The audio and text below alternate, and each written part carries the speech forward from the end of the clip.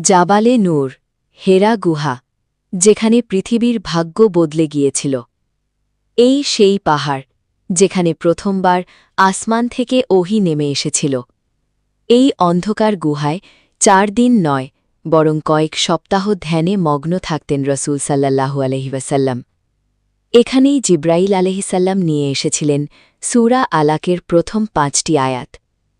610 খ্রিস্টাব্দ, মক্কার এই দুর্গম পাহাড়ের এক অন্ধকার গুহায় ধ্যানমগ্ন একজন মানুষ।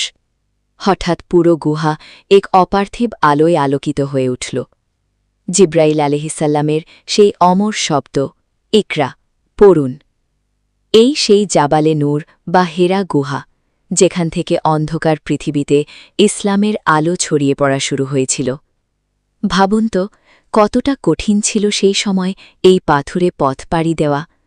রসুল সাল্লাল্লাহু আলাইহি ওয়াসাল্লামের সেই ত্যাগের কথা মনে হলে কি আপনার চোখে পানি আসে না?